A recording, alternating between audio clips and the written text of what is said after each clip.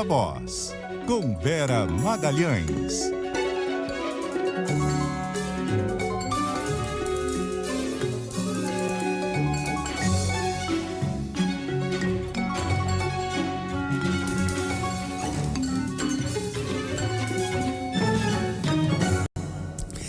E aí, Vera? Peraí, Vera, que Temos a gente tá... a imagem, mas não tem o áudio. Vamos ver se De agora novo, vai. Eu ouço vocês muito bem. Agora sim. Nós também ouvimos você muito bem. Você sabe, Vera, que antigamente do interior, quando apareceu a televisão, lá do interior, lá para Trás-Montes, sabe? E aí a televisão pegava muito mal, né? Claro, né? E sabe como é que o pessoal falava? Quando proseia, não tem o vurto. Quando tem o vurto, não proseia. Ah, entendi. O que a gente traduz hoje em dia como o delay. Não, o áudio e o som. Bom, Vera... Minha conexão anda de greve esses dias. Hoje eu já fiz uma coisa aqui, pus uma outra rede para não dar problema e deu problema de novo. Botou um bombrilzinho aí, né, velho? Fala a verdade. Mas hoje deu tudo certo. Foi só um toque ali no botão para voltar ao som. Vera, dificuldades do PT no Nordeste, eleições municipais. Porque há dificuldades do PT em praticamente todas as cidades importantes do país, capitais e cidades importantes. Mas a chamada para o Nordeste é porque é lá que o Lula ganha, né? Garantiu a vitória do Lula em 2022, né, Sardenberg? Se a gente lembrar, o presidente perdeu no Sul, perdeu em uma parte do Sudeste, perdeu no Centro-Oeste, também no Norte, mas a vantagem no Nordeste garantiu aquela vitória por uma margem estreita em relação ao Jair Bolsonaro. Já tinha sido assim com a Dilma Rousseff em 2014, o Nordeste garantindo a reeleição dela também numa eleição que foi muito apertada. Então, por isso, tem sido uma região decisiva para o PT em termos políticos e eleitorais, e também é a região para a qual o partido concentra muitos dos benefícios sociais que vigoram. O Bolsa Família é pago principalmente no Norte e no Nordeste, a mesma coisa para os outros benefícios sociais. Então, essa dificuldade do PT nas capitais do Nordeste acende uma luz vermelha lá no Planalto. O que eles detectaram? Né? Que tem uma renovação, aí, uma troca da guarda de lideranças, candidatos muito jovens em muitas dessas cidades, substituindo caciques de estados em que o partido já teve governos ou ainda tem governos, tem senadores, e também, no caso de algumas capitais, ou aposta em aliança com outros partidos, como aconteceu em Salvador. O partido tem o governo da Bahia há muito tempo, mas optou por não lançar um candidato próprio em Salvador.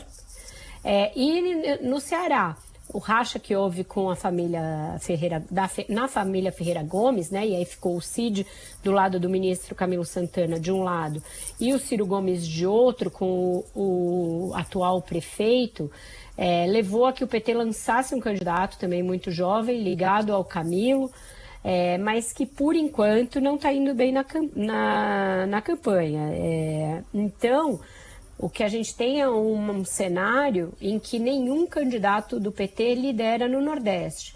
Mesmo em Teresina, onde o governador do Piauí é muito bem avaliado e o ministro Wellington Dias tem um legado também importante no estado, a gente não vê petistas liderando, o petista, né? Aliás, desculpa, o candidato petista, Fábio Novo, liderando. Ele está atrás do ex-prefeito de Teresina, Silvio Mendes.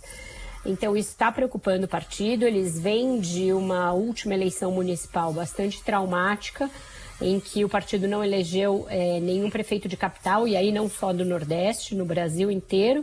E eles têm um levantamento que mostra dificuldade para além mesmo do Nordeste, como você falou. Então, o risco de que não seja eleito nenhum petista em nenhuma capital do Brasil, de novo, pela segunda eleição seguida, sendo que agora é um ciclo eleitoral que acontece na vigência do mandato do PT na presidência.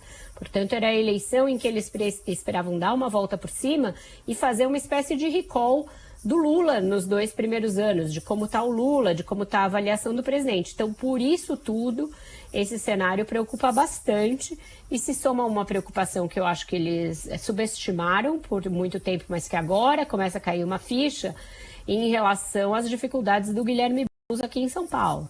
Foi outra cidade em que o PT optou por não ter candidato e fazer uma aliança. Pela primeira vez não tem candidato a prefeito de São Paulo, já foi um grande, né, gesto ali, uma coisa histórica. Já teve 3 prefeitos, né?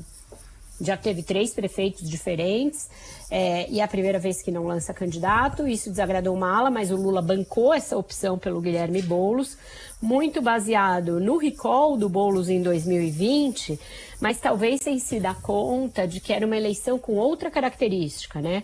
Era uma eleição num pós-pandemia, com o Bolsonaro muito desgastado e com o Bruno Covas, que era um candidato de centro até um pouco à esquerda, que não fez ataques ao PT, não fez ataques ao Boulos, e foi uma eleição ali surpreendentemente tranquila, civilizada, que é uma característica totalmente diferente da eleição atual.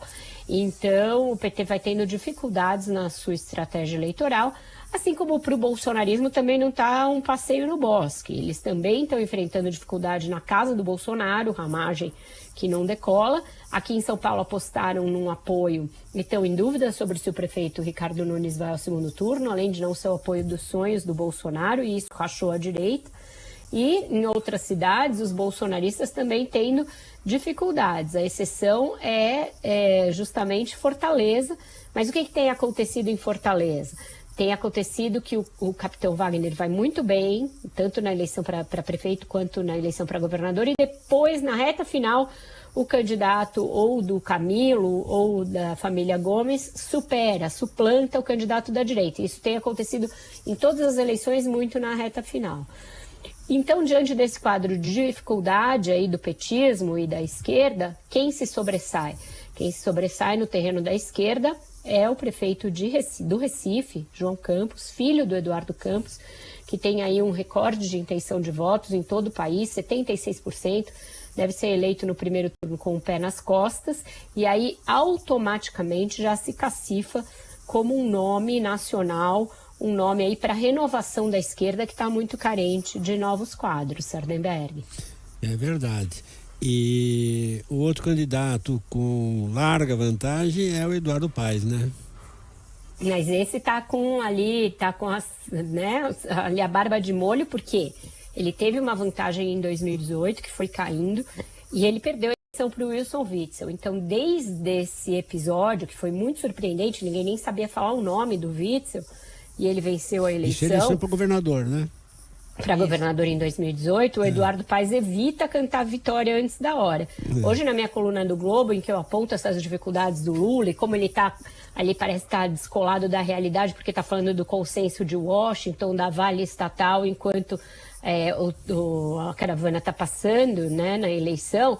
Eu disse de uma frase do Pablo Marçal na Globo News, que é o seguinte: olha, eu vou ganhar aqui no primeiro turno e depois eu vou ajudar o Ramagem lá no Rio. A família Bolsonaro não precisa ficar preocupada que eu ajudo o candidato deles, mesmo ele não me ajudando. Então, se a eleição de lá for para um segundo turno, talvez embalado por essa onda de direita que o Marçal causa aqui, não, o Eduardo Paes não parece estar tão tranquilo. Então ele está levando a coisa com muita cautela e muito cuidado, evitando soberba, evitando ressentar na sua própria cadeira antes da hora, porque ele já passou por uma dessa e gato escaldado tem medo de água fria. Tá certo. Continuando nesse assunto, mas saindo do Nordeste, em Porto Alegre, Maria do Rosário tem uma boa posição, né? Não está liderando, mas está empatada tecnicamente, né, na liderança. Está empate técnico, né? Lá o desastre, né, a tragédia das enchentes, até surpreendente que o prefeito esteja liderando, né?